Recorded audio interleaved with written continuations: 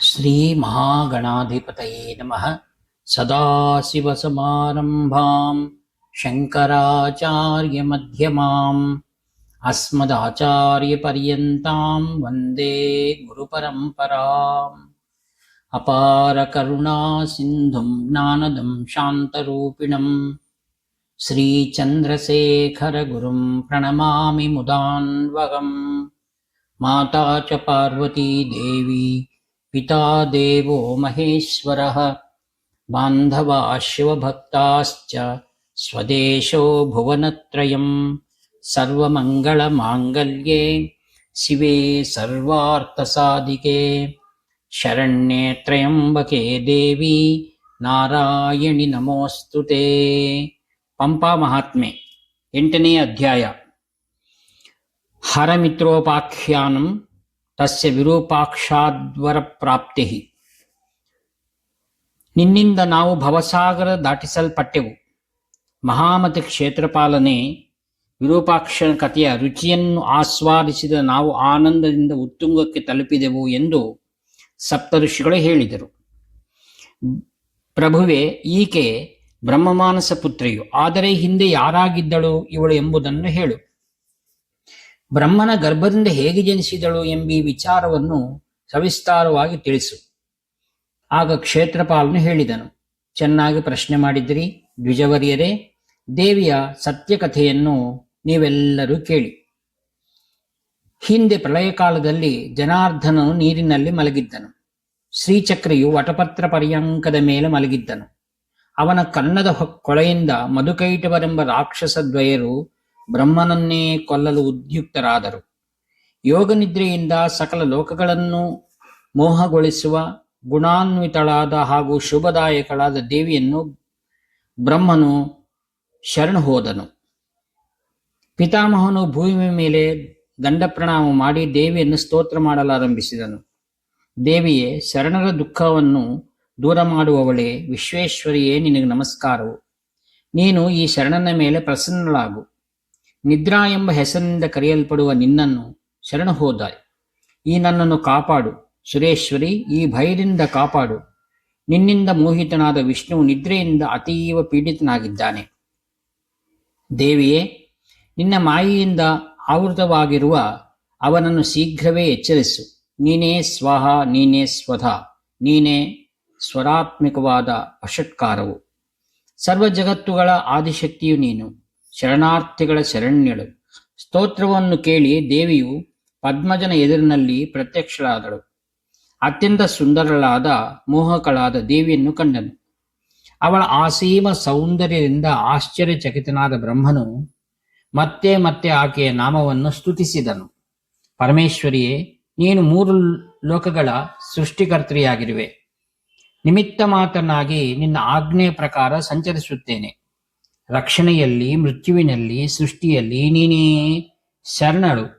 ಶರಣಾಗತ ವತ್ಸಳಲಾದ ದೇವಿಯೇ, ನನ್ನ ಮನೋಹರ ಕಾಮನೆಗಳನ್ನು ಸಲ್ಲಿಸುವ ವರಗಳನ್ನು ನೀಡುವಳಾಗು. ಶಿವೆ, ದೈತ್ಯರ ಸಂಹಾರಕ್ಕೋಸ್ಕರ ಮಹಾವಿಷ್ಣುವನ್ನು ಎಚ್ಚರಗೊಳಿಸು. ತ್ರಿಲೋಕಗಳಿಗೂ ಸುಖವನ್ನುಂಟು ಮಾಡು. ನನ್ನನ್ನು ಪರಿಪಾಲಿಸುವವಳಾಗು. ದೇವಿಯ ಹೃದಯದಲ್ಲಿ ಮೂಡಿ ಬಂದ ಮತ್ತೊಂದು ವರವನ್ನು ಬೇಡುತ್ತೇನೆ. ರೋಮಾಂಚನವಾದ ನಿನ್ನ ದರ್ಶನದಿಂದಲೇ ಸಂತೋಷವೂ ಉಂಟಾಯಿತು. ಆದ್ದರಿಂದ ನನ್ನ ಮಗಳಾಗಿ ಹುಟ್ಟಿ ಈ ವರಾರ್ಥಿಯನ್ನು ಪವಿತ್ರನಾಗಿ ಮಾಡು. ನಿನ್ನ ಹುಟ್ಟುವಿಕೆಯಿಂದ ಶಂಕರನು ಸ್ವಯಂ ಬರುತ್ತಾನೆ. ನಿನ್ನಿಂದ ನನ್ನ ಎಲ್ಲ ಅಡ್ಡಿ ಆತಂಕಗಳು ನಾಶ ಹೊಂದುತ್ತವೆ ಎಂಬುದರಲ್ಲಿ ಸಂದೇಹವಿಲ್ಲ. ನಿನ್ನ ದಯೆಯು ಸದಾಕಾಲ ನನ್ನಲ್ಲಿಯೇ ಇರಲಿ ಮತ್ತು ಹೆಚ್ಚುತ್ತಾ ಇರಲಿ. ಆಶ್ರಿತರಿಗೆ ಕಲ್ಪಲತೆಯಾದವಳೆ, ನನ್ನನ್ನು ಖಂಡಿತವಾಗಿ ದೂರ ಮಾಡಬೇಕು. ಹೀಗೆ ಒಂದೇ ಸಮನೆ ಪ್ರಾರ್ಥನೆ ಸಲ್ಲಿಸುತ್ತಿದ್ದ ಬ್ರಹ್ಮನಿಗೆ ಭಕ್ತಾನುಗ್ರಹದಾಯಿನಿಯಾದ ದೇವಿಯು ಹೀಗೆ ನುಡಿಯುತ್ತಿದ್ದಾಳೆ. ಭೋ ಶತಾನಂದ, ಆಗಲಿ ನಿನ್ನ ಇಚ್ಛೆಯಂತೆ ನಿನ್ನ ಗರ್ಭದಲ್ಲಿ ಜನಿಸುವೆನು ನಾನು. ಸುಂದರವಾದ ಕಣ್ಣುಳ್ಳವನೆಂಬ ಶಿವನು ನನ್ನನ್ನು ಪಡೆಯಲೆಂದೇ ವಿರೂಪಾಕ್ಷನಾಗಿ ಬರುತ್ತಾನೆ. ಆಗ ನಾನು ನಿನ್ನ ಗರ್ಭದಲ್ಲಿ ಜನಿಸುವೆನು. ಚತುರ್ಮುಖನೇ ಎಂದು ಅವನಿಗೆ ವರವನ್ನು ನೀಡಿ ದೇವಿಯೂ ಸಹ ಅಂತರ್ಧಾನಳಾದಳು. ವಿಪ್ರದೆ, ಅನಂತರ ವಿಷ್ಣು ಯೋಗನಿದ್ರೆಯಿಂದ ಎದ್ದು ಅಸುರದ್ವಯರಾದ ಮಧುಕೈಟವರನ್ನು ಸಂಹಾರ ಮಾಡಿದನು. ಆದ್ದರಿಂದ ದೇವಿಯು ದೇವತೆಗಳಿಂದ ಸ್ತುತಿ ಮಾಡಲ್ಪಟ್ಟು ಸತಿಯಾಗಿದ್ದವಳು ಬ್ರಹ್ಮ ಉದರದಲ್ಲಿ ಹುಟ್ಟಿದಳು. ಇಂತು ದಿವ್ಯವು ಸಚ್ಚರಿತ್ರವಾದ ಕಥಾನಕವು ನನ್ನಿಂದ ಹೇಳಲ್ಪಟ್ಟಿತು. ಬೇರೆ ಯಾವುದಾದರೂ ಭಗವತ್ ಕಥೆಯನ್ನು ಕೇಳಲು ಬಯಸುವಿರಾದರೆ ಬೇರೊಂದು ಕಥೆಯನ್ನು ವಿಸ್ತರಿಸುವೆನು. ನಿನ್ನ ಮಾತಿನ ಅಮೃತಧಾರೆಯನ್ನು ನಾವೆಲ್ಲರೂ ಅತುಲಿತ ಆನಂದವನ್ನು ಹೊಂದಿದ್ದೇವೆ ಎಂದು ಋಷಿಗಳು ಹೇಳಿದರು. ಆಗ ಕ್ಷೇತ್ರಪಾಲನು ಹೇಳುತ್ತಾನೆ, ಹೇಮಕೋಟೆ ನಿವಾಸಿಯಾದ ಮಹೇಶನ ಕಥೆಯನ್ನು ಹೇಳು. ಮೊದಲಿಗೆ ಶ್ರೀ ವಿರೂಪಾಕ್ಷನನ್ನು ವಂದಿಸಿ ಪರಮ ಸಂತೋಷದಿಂದ ಹೇಳುವವನಾಗುತ್ತಾನೆ. ಈ ಕ್ಷೇತ್ರದಲ್ಲಿ ಅತ್ಯಂತ ಪುಣ್ಯಕರವಾದ ಶುಭಕರವಾದ ಮತಂಗ, ಮಾಲ್ಯವಾನ ಋಷ್ಯಮುಖ ಪರ್ವತಗಳು ಶೋಭಿಸುತ್ತಿವೆ. ಕಿಷ್ಕಿಂದ ಮತ್ತು ಹೇಮಕೂಟ ಎಂಬ ಈ 5 ಪುಣ್ಯ ಗೋಚರವಾಗುವ ಪರ್ವತಗಳು. ಈ ಪಂಚಕ್ರೋಶಾತ್ಮಕ ಪುರದಲ್ಲಿ 4 ದ್ವಾರಗಳಿವೆ. ಯಾವ 4 ಉಪದ್ವಾರಗಳಿವೆಯೋ ಅವುಗಳಲ್ಲಿ ಸತ್ಕ್ರಿಯೆಗಳು ಫಲ ನೀಡುತ್ತವೆ. ವಿಪ್ರರೇ, ಸದಾ ಶಿವಾರ್ಚನ ನಿರತರಾದ ದೇವತೆಗಳು ಇಲ್ಲಿ ನೆಲೆಯಾಗಿರುತ್ತಾರೆ. 3.5 ಕೋಟಿ ತೀರ್ಥಗಳ ಉತ್ತಮವಾದ ಸ್ಥಾನವು ತುಂಗಭದ್ರಾ ನದಿ ಸುಂದರವಾಗಿಯೂ ಶ್ರೇಷ್ಠವಾಗಿ ಮುಕ್ತಿದಾಯಕವಾಗಿ ಪ್ರಕಾಶಿಸುತ್ತಿದೆ. ಕ್ಷೇತ್ರರಾಜ್ಯದಲ್ಲಿ ಋಷಿಗಳು ದಿವ್ಯವಾದ ಆಶ್ರಮಗಳು ಶೋಭಿಸುತ್ತಿವೆ. ಅಲ್ಲಿ ಮಹಾದೇವನು ಅಂಬಿಕೆಯ ಜೊತೆ ಸಂಚರಿಸುತ್ತಿದ್ದನು. ಇದು ಪರಮೇಶ್ವರನ ಶಂಭುವಿನ ಮೊದಲ ಯೋಗ ಸ್ಥಾನವು. ಪಂಪಾಪತಿಯು ಕಿನ್ನದೇಶ್ವರನು ಹಾಗೆಯೇ ಜಾಂಬವತೇಶ್ವರನೂ ಹೌದು. ಸೋಮನಾಥ ಮತ್ತು ಮಣಿಭದ್ರನೆಂದು 5 ಮುಖಗಳು ಹೇಗೆ ಸದ್ಯೋಜಾತ 5 ಮುಖಗಳು ಸೇವಕರಿಗೆ ಮುಕ್ತಿದಾತಳೋ ಹಾಗೆ ಸದ್ಯೋಜಾತ, ಅಘೋರ, ರುದ್ರ, ತತ್ಪುರುಷ, ವಾಮದೇವ ಪಂಚಮುಖಗಳು. ವಿಪ್ರರೇ, ಎದುರಿಗೆ ಪೂರ್ವಭಾಗದಲ್ಲಿ ಕಿನ್ನರೇಶನು ಪ್ರಕಾಶಿಸುತ್ತಿದ್ದಾನೆ. ಅದರ ಸಮೀಪದಲ್ಲಿಯೇ ಈಗ ಗಂಧರ್ವ ಶಿಖರವೂ ಇದೆ. ಸದಾ ನರರಿಗೆ ಪುಣ್ಯದಾಯಕಗಳಾದ ತೀರ್ಥಗಳು ಅದರಲ್ಲಿವೆ. ಅವುಗಳಲ್ಲಿ ಅತ್ಯಂತ ಮುಖ್ಯವಾದ್ದು ಎಂದರೆ ಶುಭದಾಯಕವಾದ ಕಲ್ಯಾಣ ತೀರ್ಥವು. ಕಲ್ಯಾಣವೆಂಬ ಈ ತೀರ್ಥದಲ್ಲಿ ಸದಾಕಾಲವು ದೇವತೆಗಳು ನೆಲೆಸಿರುತ್ತಾರೆ. ಸರ್ವ ಕಾಮನೆಗಳನ್ನು ತಂದುಕೊಡುವ ಶುಭಕರವಾದ ಮಾಸದಲ್ಲಿ ಸ್ನಾನ ಮಾಡಲು ಸಿಗುವುದೇ ದುರ್ಲಭವು. ಈ ತೀರ್ಥವನ್ನು ನೋಡುವುದರಿಂದಲೇ ಮಾನವನು ಪರಮಗತಿಯನ್ನು ಹೊಂದುತ್ತಾನೆ. 2 ಸಂಧ್ಯಾಕಾಲದಲ್ಲಿಯೂ ದೇವತೆಗಳು ಅಪ್ಸರೆಯರೊಡನೆ ನರ್ತಿಸುತ್ತಾರೆ. ಶ್ರೀಹರನ ಆಜ್ಞೆಯಂತೆ ಆತನ ಅನುಪಮ ಪ್ರಭಾವವೇನೆಂದು ಹೇಳುತ್ತೇನೆ. ಹಿಂದೆ ಕೃತಯುಗದಲ್ಲಿ ರಾಥಂತರ ಕಲ್ಪವು ನಡೆಯುತ್ತಿರುವಾಗ ಶಿವನೆಂಬ ಮುನಿಯೋರ್ವನು ಇದ್ದನು. ಪರಿಶುದ್ಧನು, ಶಾಂತ ಸ್ವಭಾವದವನು, ದಾಂತನು, ಗುಣಾಢ್ಯನು, ಸತ್ಯವಾದಿಯು, ಜಿತೇಂದ್ರಿಯನು, ಕಲ್ಮಶರಹಿತನೂ ಆದ ಇವನು ಬ್ರಹ್ಮನ ಮಗನಾಗಿದ್ದನು. ಆತನ ಹೆಂಡತಿ ಅತ್ಯಂತ ಪುಣ್ಯವತಿಯಾಗಿ ಪತಿವ್ರತ ಪರಾಯಣಿಯಾಗಿ ಗುಣವತಿ ಎಂಬ ಹೆಸರುಳ್ಳವಳಾಗಿ ಶುದ್ಧಳು, ಸದಾ ಸಂತೃಪ್ತ ಮಾನಸ್ಕಳು ಆಗಿದ್ದಳು. ಅವರಿಬ್ಬರಲ್ಲಿ ವಂಶೋದ್ಧಾರಕನು, ಶುಭಚಿಂತಕನು, ಪಿತೃಗಳಿಗೆ ಮುಕ್ತಿದಾಯಕನು, ಮುನಿಶ್ರೇಷ್ಠನಾದ ಮಿತ್ರನೆಂಬ ಪುತ್ರನು ಜನಿಸಿದನು. ಬಾಲಕನು 5ನೇ ವಯಸ್ಸಿನಲ್ಲಿರುವಾಗಲೇ ಅವನ ತಂದೆಯು ಅವನಿಗೆ ಬ್ರಹ್ಮೋಪದೇಶ ಮಾಡಿದನು. ಬಾಲಕನು ಗುರುಕುಲದಲ್ಲಿ ನೆಲೆಸಿ 2 ಸಂಧ್ಯಾ ಕಾಲದಲ್ಲಿ ಅಗ್ನಿಕಾರ್ಯಾದಿಗಳನ್ನು ತಪ್ಪದೇ ನಡೆಸುತ್ತಿದ್ದನು. 3 ಹೊತ್ತು ಸ್ನಾನ ಮಾಡಿ ಭಿಕ್ಷಾಟನೆ ಮಾಡಿ ಭುಂಜಿಸುತ್ತಾ ಇಂದ್ರಿಯಗಳನ್ನು ಗೆದ್ದು ಪ್ರತಿದಿನವೂ ತಪ್ಪದೆ ತಾಯಿ ತಂದೆಯರನ್ನು, ಗುರುವನ್ನು ವಂದಿಸುತ್ತಿದ್ದನು. ಅನ್ಯ ಆಚಾರ್ಯರನ್ನು, ವೃದ್ಧರನ್ನು ಮತ್ತು ಬ್ರಹ್ಮವಾದಿಗಳಾದ ಯತೀಂದ್ರರನ್ನು ವಂದಿಸುತ್ತಾ ಬ್ರಹ್ಮಯಜ್ಞ ಪರವಾಗಿ ಧೀಮಂತನಾದ ಬ್ರಹ್ಮಚಾರಿಯು ನಿತ್ಯ ಅನುಷ್ಠಾನಗಳನ್ನು ಬಿಡದೆ ನಡೆಸುತ್ತಿದ್ದನು.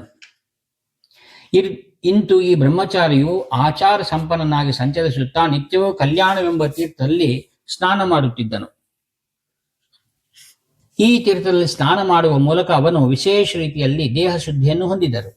ಹಾಗೆಯೇ ಸರೋವರದಲ್ಲಿ ಸ್ನಾನ ಮಾಡುವ ಮೂಲಕ ಚಿತ್ತಶುದ್ಧಿಯನ್ನು ಹೊಂದಿದನು.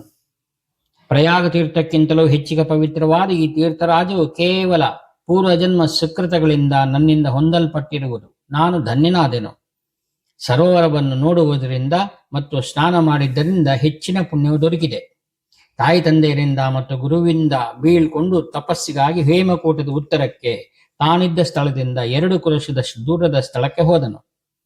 ಸರ್ವ ಪಾಪಗಳನ್ನು ನಾಶ ಮಾಡುವ ದಿವ್ಯವಾದ ಗಂಧರ್ವ ಪರ್ವತದಲ್ಲಿ ಇದ್ದು ಅತಿ ಎತ್ತರವಾದ ಗಿರಿಶಿಖರಗಳಿಂದ ಕೂಡಿದ ದಿವ್ಯವಾದ ಇಂದ್ರಾದೇವತೆಗಳ ಸಂಚಾರ ತಾಣದಿಂದ ಕೂಡಿ ವಿರಾಜಮಾನವಾಗಿದೆ. ಮರಗಳಿಂದ ಪುಷ್ಪ ಭರಿತವಾದ ಬಣ್ಣಗಳ ಮಾಲೆಗಳಿಂದಲೂ ಅಲಂಕೃತವಾಗಿದೆ. ಹಾಗೂ ಜಿಂಕೆಗಳ ಗುಂಪು, ದೊಡ್ಡ ಕ್ರೂರ ಜಂತುಗಳಾದ ಹಾವು, ಹುಲಿ, ಆನೆಗಳಿಂದ ಕೂಡಿದ ದ್ವಿಜರು ಮತ್ತು ಯಕ್ಷರ ಗುಂಪಿನಿಂದಲೂ ತುಂಬಿಕೊಂಡಿದೆ. ಅನೇಕ ಹೂಗಳಿಂದ ಕೂಡಿದ ಲತಾ ಮಂಟಪಗಳಿಂದ ಭೂಮಿಯ ಮೇಲೆ ಸುಂದರವಾಗಿ ಶೋಭಿಸುತ್ತಿದ್ದು, ಹಿತಕರವಾದ ತಂಗಾಳಿಯು ಬೀಸುತ್ತಿದ್ದ ತಣ್ಣನೆಯ ನೀರಿನಿಂದ ದಡವುಳ್ಳ ತೀರ್ಥವಿದ್ದು, ದುಂಬಿಗಳಿಂದ ಝಂಕರಿಸಲ್ಪಟ್ಟು ಪುಷ್ಪೋದ್ಭವ ಮಧು ಹೀರಲ್ಪಟ್ಟು ಕಿರಿಕಂದರಗಳಿಂದ ಹೊರಬಂದ ಕೋಗಿಲೆಗಳಿಂದ ಮಧುರ ಸ್ವರ ಹೊರಬುತ್ತಿತ್ತು. ಸುಸ್ವರವಾದ ಸಂಗೀತವನ್ನು ಹಾಡುತ್ತಿದ್ದ ಗಂಧರ್ವ ವೃಂದಗಳಿಂದಲೂ ಮಹಾ ಆನಂದದಿಂದ ಸಂಗೀತವನ್ನು ಆಲಿಸುತ್ತಾ ನರ್ತನ ಮಾಡುತ್ತಿದ್ದ ನವಿಲುಗಳಿಂದ ಆ ಪ್ರದೇಶವು ಶೋಭಿಸುತ್ತಿತ್ತು. ಕಪಿತ್ತ, ಹುಣಸೆ, ಮಾವು, ನೇರಳೆ, ನಿಂಬೆ, ದಾಳಿಂಬೆ ವೃಕ್ಷಗಳಿಂದ ಶೋಭಿಸುತ್ತಾ ಆ ಗಿರಿ ವಿಸ್ಮಯಕರವಾಗಿತ್ತು. ಅನೇಕ ಪುಣ್ಯದಾಯಕ ತೀರ್ಥಗಳು ಸ್ನಾನಯೋಗ್ಯವಾಗಿವೆ ಮತ್ತು ಅಲ್ಲಿರುವ ಎಲ್ಲ ಆಶ್ರಮಗಳಲ್ಲಿ ಯೋಗಿಗಳು ತಪಸ್ಸು ಮಾಡುತ್ತಿರುವರು. ಬಹುಕಲ್ಪ್ಯ ಇತ್ಯಾದಿ ಎಲ್ಲಾ ಮುನಿಗಳು ನಿಶ್ಚಲಚಿತ್ತರಾಗಿ ಸುಖವಾಗಿ ನೆಲೆಸಿರುತ್ತಾರೆ. ಆಶ್ರಮದಲ್ಲಿ ನೆಲೆಸಿರುವ ಮಹಾ ಓಜಸ್ವಿಗಳ ತಪಸ್ಸಿದ್ಧಿ ಹೊಂದಿದವರನ್ನು ನಮಸ್ಕರಿಸಿ ಮಿತ್ರನು ಭಕ್ತಿಯಿಂದ ತಪಸ್ಸು ಮಾಡಲು ಆರಂಭಿಸಿದನು. ಕಲ್ಯಾಣ ತೀರ್ಥದಲ್ಲಿಯೂ 1 ತಿಂಗಳ ಕಾಲ ಸ್ನಾನ ಮಾಡಿ ಮುಂದೆ ಅದಕ್ಕೆ ಪಶ್ಚಿಮ ದಿಶೆಯಲ್ಲಿ ಹೋಗಿ ನಿರ್ವಾತ ಪ್ರದೇಶದಲ್ಲಿ ಅಲುಗಾಡದೆ ನಿಲ್ಲುವ ಮರದ ಕೋಲಿನಂತೆ ಮಿತ್ರನು ನಿಶ್ಚಲಿತನಾಗಿ ಗಾತ್ರನಾಗಿ ತಪಸ್ಸು ಮಾಡುತ್ತಿದ್ದನು. ಬಾಹ್ಯ ವಿಷಯಗಳನ್ನು ಮರೆತು ಕಲ್ಲಿನಲ್ಲಿ ಹೊಕ್ಕು ಕಟ್ಟಿಗೆಯಂತೆ ಇದ್ದನು. ನಾನೇ ಅದೆಲ್ಲವನ್ನು ವ್ಯಾಪಿಸಿರುವನೆಂದು ಚಿಂತಿಸುತ್ತಿದ್ದನು. ಅನಂತರ ಎಲ್ಲ ಭುವನಗಳ ನಾಥನೂ ಎಲ್ಲರ ನಾಥನೂ ಹರನೇ ಹೇಗೆ ಅವನ ಹೃದಯದಲ್ಲಿ ಶಂಕರನ ಮೂರ್ತಿಯನ್ನು ಸ್ಥಾಪಿಸಿಕೊಂಡಿದ್ದನೋ ಹಾಗೆಯೇ ಅವನ ಎದುರಿನಲ್ಲಿ ನಿಂತನು. ಆಗ ಪರಮೇಶ್ವರನು ಹೇಳಿದನು, ಮಹಾಪ್ರಾಜ್ಞನಾದ ಹರಮಿತ್ರನೇ, ನಿನ್ನ ತಪಸ್ಸಿನಿಂದ ನಾನು ಪ್ರಸನ್ನನಾಗಿದ್ದೇನೆ ಎಂದು ಹೇಳಿ ಗಿರಿಜಾಪತಿಯು ಅವನನ್ನು ಬ್ರಹ್ಮರಂಧ್ರದಲ್ಲಿ ಸ್ಪರ್ಶ ಮಾಡಿದನು. ಮುಂದೆ ಸಮಾಧಿಯಿಂದ ಜಾಗೃತನಾಗಿ ಎದುರಿಗೆ ನಿಂತಿದ್ದ ಮಹೇಶ್ವರನನ್ನು ನೋಡಿದನು. ಸಹಸ್ರ ಸೂರ್ಯ ತೇಜಸ್ಸಿನಿಂದ ವಿರಾಜಮಾನನಾಗಿ ಮಕುಟಧಾರಣೆ ಮಾಡಿದ್ದ ದೇವನನ್ನು ನೋಡಿದನು. ದಂಡ ಪ್ರಣಾಮ ಮಾಡಿ ತಕ್ಷಣವೇ ಸ್ತೋತ್ರ ಮಾಡಲು ಆರಂಭಿಸಿದನು. ಹರ್ಷದಿಂದ ಅರಳಿದ ಕಣ್ಣುಳ್ಳವಳಾಗಿ ಹರಮಿತ್ರನು ಗದ್ಗದ ಕಂಠದಿಂದ ಶಿವನನ್ನು ಕುರಿತು ಸ್ತುತಿ ಮಾಡಿದನು. ದೈವ ಮಹೇಶ್ವರನೇ, ಸೇವೆ ಮಾಡುವ ಪುರುಷನಿಗೆ ಕಾಮಿತದಾಯಕನಾದ ದೇವನೇ ನೀನು ನಮಸ್ಕಾರವು. ನನ್ನ ಮನಸ್ಸಿನ ತಮಸ್ಸನ್ನು ನಾಶ ಮಾಡುವವನೇ, ಗಜರಾಕ್ಷಸನನ್ನು ಸಂಹರಿಸಿದ ಭೀಮನೇ ನೀನು ನಮಸ್ಕಾರವು. ಮನ್ಮಥನಿಗೆ ಆತಂಕನಾದ ಮಂಗಳಕಾರಿಗೆ ಗಂಗೆಯನ್ನು ಧರಿಸಿದವನಿಗೆ, ಬಿಳುಪಾದ ಮೈಯುಳ್ಳವನಿಗೆ ನಮಸ್ಕಾರವು. ಪರ್ವತ, ವೃಷಭ, ಕುದುರೆಯನ್ನು ರಕ್ಷಿಸುವ ಹರನಿಗೆ ಬಳಲಿದ ಹರಮಿತ್ರನ ನಮಸ್ಕಾರವು. ಮೊದಲ ಭಾಗವಾಗಿ ಚರಾಚರಗಳನ್ನು ಸೃಷ್ಟಿ ಮಾಡಿರುವೆ. ನೀನು ಪುರುಷನು, ಜಗತ್ತಿನ ಆದಿಪುರುಷನು. ಮಧ್ಯದ ಭಾಗವಾಗಿ ಎಲ್ಲವನ್ನು ರಕ್ಷಿಸುತ್ತಿದ್ದೀಯ. ಹಾಗೆಯೇ ವಿದ್ಯಾಜಾಲ ಮುಖಾತ್ಮ ಗುಣಗಳಿಂದ ಹೆಚ್ಚಿದ ಕೊನೆಯ ಭಾಗದಲ್ಲಿ ಅಂತಕನ ಮೂರ್ತಿಯಂತಾಗಿ ಶಾಂತಿಯನ್ನು ಇಂದ್ರಾದಿ ದೇವತೆಗಳಿಗೆ ನೀಡುವೆ. ನನ್ನ ಅಂತರಂಗನ ಹಿತವನ್ನು ಬಯಸುವ, ನನ್ನೊಳಗಿರುವ ಭೀತಿಯ ಅಂತ್ಯವನ್ನುಂಟು ಮಾಡು ಪ್ರಶಾಂತನಾಗಿ. ಹುಟ್ಟಿದ ಜನರಿಂದ ಆರಂಭವಾಗಿ ನಿರಂತರವಾಗಿ ನನ್ನ ಚಿತ್ತವು ನಿನ್ನ ಚರಣದಲ್ಲಿ ಲೀನವಾಗಿದೆ. ಹಿಂದಿನ ಜನ್ಮದ ಪುಣ್ಯವು ಸಂಚಯಿತವಾಗಿ ಈಶ್ವರನೇ ನಿನ್ನ ಚರಣದ್ವಯವು ನನ್ನಿಂದ ದರ್ಶನ ಮಾಡಲ್ಪಟ್ಟಿತು. ಈಗ ನನ್ನಲ್ಲಿ ನಿನ್ನ ಅನುಕಂಪವು ಸರ್ವದಾ ಇದ್ದರೆ ಪ್ರಭುವೇ ಪ್ರಾಪಂಚಿಕ ನನ್ನನ್ನು ಕಾಪಾಡು. ಶಂಕರನೇ ನಿನ್ನ ಕಿಂಕರ್ನ ನಿರಂತರ ಸುಖವನ್ನು ಕರುಣಿಸುವವನಾಗು. ಭೂತನಾಥನೇ, ಷಣ್ಮುಖ, ಗಣೇಶ, ನಂದಿ ಇತ್ಯಾದಿ ದೇವತೆಗಳಲ್ಲಿ ಯಾವ ನಿನ್ನ ಪ್ರೀತಿ ಇರುವುದೋ ನಾನು ಸಹ ಅದೇ ರೀತಿಯ ಪ್ರೀತಿಯನ್ನು ಇಚ್ಛಿಸುತ್ತೇನೆ. ಶ್ರೀ ಹೈಮವತೀಶನೇ, ಅನಿಶವೂ ನಾನು ಅದೇ ಆಗುವೆನು. ಪದೇ ಪದೇ ತಾಯಿಯ ಭಯಂಕರ ಸಾಗರದಿಂದ ಹುಟ್ಟಿ ಬೆಳೆದು ಅನಂತರ ಮರಣವನ್ನು ಹೊಂದಿ ಮತ್ತೆ ಅದೇ ಮಾಯಾಮೋಹಿತನಾಗಿ ಹುಟ್ಟುವ ಆಸೆಯು ನನ್ನ ಚಿತ್ತದಲ್ಲಿ ಇಲ್ಲ. ಇಂತು ದೇವದೇವನನ್ನು ಸ್ತುತಿಸಿ ಮತ್ತೆ ಮತ್ತೆ ನಮಸ್ಕರಿಸುತ್ತಾ ಆನಂದ ಬಾಷ್ಪದಿಂದ ಕಣ್ಣುಗಳನ್ನು ಒದ್ದೆ ಮಾಡಿಕೊಳ್ಳುತ್ತಾ ರೋಮಾಂಚಿತ ಶರೀರಿಯಾಗಿದ್ದನು. ಕೈಗಳು ಎರಡನ್ನೂ ಜೋಡಿಸಿ ತಲೆಯ ಮೇಲಿಟ್ಟುಕೊಂಡು ಮಹಾದೇವನೆದುರಿಗೆ ಮೌನವಾಗಿ ನಿಂತನು. ಹೀಗೆ ಪ್ರಾರ್ಥಿಸುತ್ತಾ ನಿಂತಿದ್ದ ಋಷಿವರ ಮಿತ್ರನನ್ನು ಕುರಿತು ಶಂಕರನು ಈಗ ಹೇಳಿದ್ದನು. ಹರಮಿತ್ರನೇ, ಈ ಸ್ತೋತ್ರದಿಂದಲೇ ನನ್ನಲ್ಲಿ ಪರಮ ಪ್ರೀತಿ ಉಂಟಾಗಿದೆ ಮತ್ತು ನಿನ್ನ ತಪಸ್ಸಿನಿಂದ ಸಂತುಷ್ಟನಾಗಿದ್ದೇನೆ. ಮುನಿಯೇ, ವಿಪರೀತ ದಣಿದಿರುವೆ ನೀನು. ದಾನ ದಾಕ್ಷಿಣ್ಯಾದಿಗಳಿಂದ ಕೂಡಿದ ಯಜ್ಞಗಳಿಂದಾಗಲಿ ಅಥವಾ ಇತರ ಉಪಾಯಗಳಿಂದಾಗಲಿ ನಿಯಮ ಯಮಗಳ ಅನುಸರಣೆಯಿಂದಾಗಲಿ ನಾನಷ್ಟು ತೃಪ್ತಿನಾಗುವುದಿಲ್ಲ. ಭಕ್ತಿಯಿಂದ ಮಾತ್ರ ವಶನಾಗುತ್ತೇನೆ. ಹೀಗೆ ಹೇಳಿ ಮತ್ತೆ ಅವನಿಗೆ ಇಂತು ನುಡಿದನು. ಮೋಕ್ಷವನ್ನು ಬಯಸಿದ ಬ್ರಹ್ಮಚಾರಿಗೆ ವರವನ್ನು ಬೇಡು. ಸತ್ಯವಾಗಿಯೂ ನಿನ್ನ ವಾಂಛಿತವನ್ನು ಅನಂತರ ದಯಪಾಲಿಸುತ್ತೇನೆ. ಆಗ ಹರಮಿತ್ರನು ಹೇಳುತ್ತಾನೆ, ನಿನ್ನ ಅನುಗ್ರಹಕ್ಕೆ ನಾನು ಅರ್ಹನಾಗಿದ್ದಲ್ಲಿ ನೀನು ಸದಾ ಇಲ್ಲಿಯೇ ನೆಲೆ ನಿಂತು ಎಲ್ಲರ ಕಾಮನೆಗಳನ್ನು ಈಡೇರಿಸುವ ಮತ್ತು ಯಾವಾಗಲೂ ಎಲ್ಲ ಜೀವಿಗಳಿಗೂ ಎಲ್ಲ ಸಂಪತ್ತು ನೀಡಲ್ಪಡಲಿ. ಶಿವನೇ, ಜನ್ಮಸ್ಥಾನದಲ್ಲಿಯೂ ನಿನ್ನಲ್ಲಿ ಅಚಲವಾದ ಭಕ್ತಿಯನ್ನು ನೀಡು. ಹರನು ಸದೃಶ ಮಿತ್ರನನ್ನು ಕುರಿತು ಹಾಗೆಯೇ ಆಗಲೆಂದನು. ಇಂದಿನಿಂದ ನಿನ್ನ ನಾಮ ಹರಮಿತನೆಂದೇ ಹೇಳಲ್ಪಡಲಿ. ಸರ್ವೇಶ್ವರನಾದ ನನ್ನಲ್ಲಿ ಧ್ಯಾನದಿಂದ ಪಾಪದೂರನಾಗಿ ಮೈತ್ರೀಭಾವ ನೆಲೆಯನ್ನು ಸ್ವೀಕರಿಸಿ ಯಾರು ತನ್ನ ಕುಟುಂಬವನ್ನು ವಿಧಿಗಳನ್ನು ಅನುಸರಿಸುವ ಪಾಲಿಸಲಿ ಇಹಲೋಕದಲ್ಲಿ ಸುಖವನ್ನುಂಡು ಧರ್ಮಾರ್ಥ ಕಾಮಾರ್ಥಗಳೆಂಬ 3 ಪುರುಷಾರ್ಥಗಳನ್ನು ಸಾಧಿಸಿ ಕೊನೆಯಲ್ಲಿ ಶಿವಸಾಯುಜ್ಯವನ್ನು ಹೊಂದುವರು.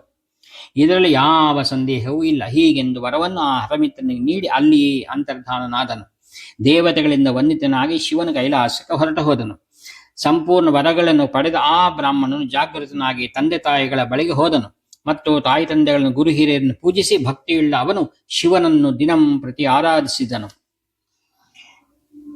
ಎಂಬಲ್ಲಿಗೆ ಶ್ರೀ ಸ್ಕಾಂದ ಪುರಾಣದ ಹೇಮಕೂಟ ಖಂಡದ ಪಂಪಾ ಮಹಾತ್ಮೆಯಲ್ಲಿ ಹರಮಿತ್ರನು ವಿರೂಪಾಕ್ಷಿಯಿಂದ ವರವನ್ನು ಪಡೆದ 8ನೇ ಅಧ್ಯಾಯವು ಸುಸಂಪೂರ್ಣವಾಗುತ್ತದೆ.